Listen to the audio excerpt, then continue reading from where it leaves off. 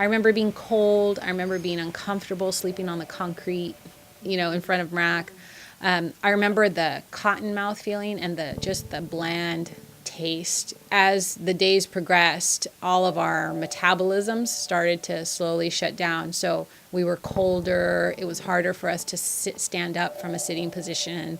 Our complexion started to get a little bit more pale. It was roughing it for a lot of the time. To sit on the doorstep of somebody who has wronged you and to wither away and have everyone passing by your place of business or your home to see that you're not sustaining the people on your doorstep. For me, that was what made it seem okay to do, as opposed to other nonviolent means. I got involved because I was angry. I was frustrated and I was very angry. Many students had tried to make formal proposals for a multicultural center. The university had one on record that, oh yes, we have a proposal in place, but we're going to continue to meet in committee. We're going to continue to talk about it. We're going to continue to plan for it.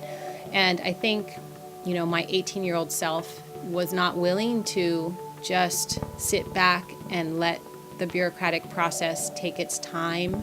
Our ideas or the demands during the hunger strike weren't unique or original in any way.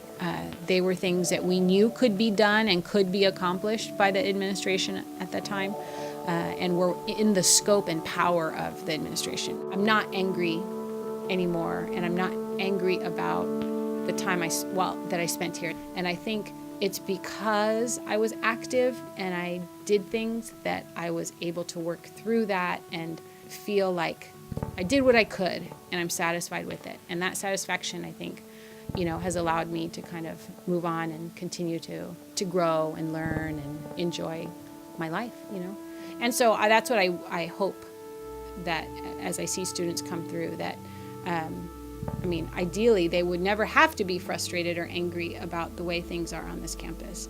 But when they do get to that point, then, what's a proactive, healthy way to resolve that? And let's do it, and let's get things taken care of so the next generation doesn't have to live through it the same way.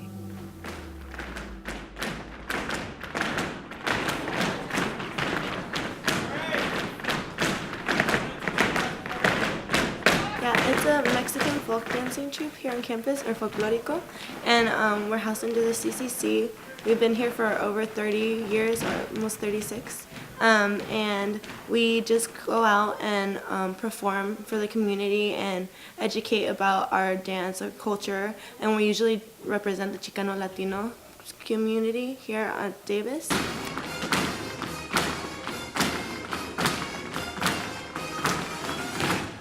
So it started off with just an idea that one of the advisors here, Fong, decided to throw it at DDA. He's like, hey, I was thinking we could probably do something with an API community and danzantes and just do a project and see how that goes and really document the process of it and similarities and differences and put it at APCN. APCN is the Asian Pacific Islander Culture Night, and that's where we're gonna display our show. So I was like, oh, that's something I would be really interested in, because I love working with the API community.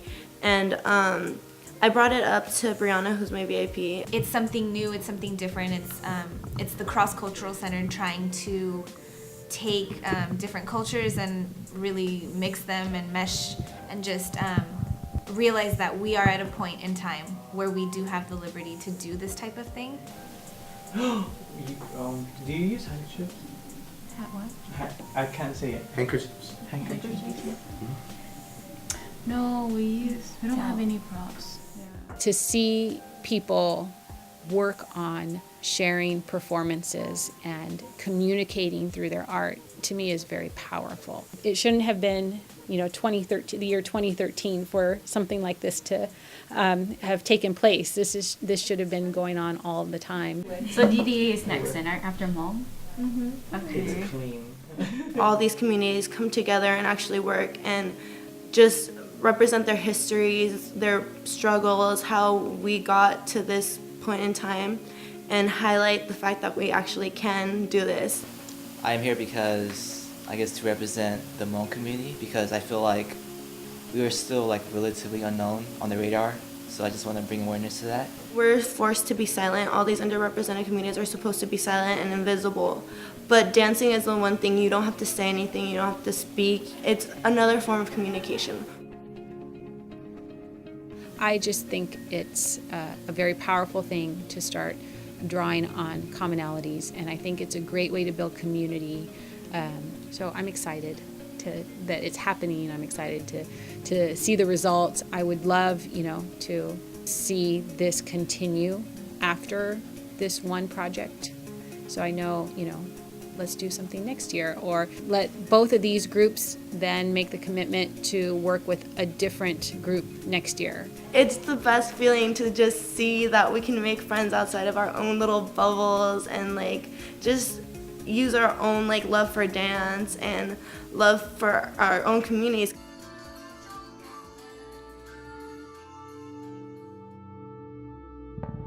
I'm not the best person to evaluate how things have changed because I've changed so much, but I think for me, in my experience, I hear it regularly from students who come into my office in tears or who are upset or angry that, these things still happen, where flat out their, racial epithets are yelled at them as people drive by.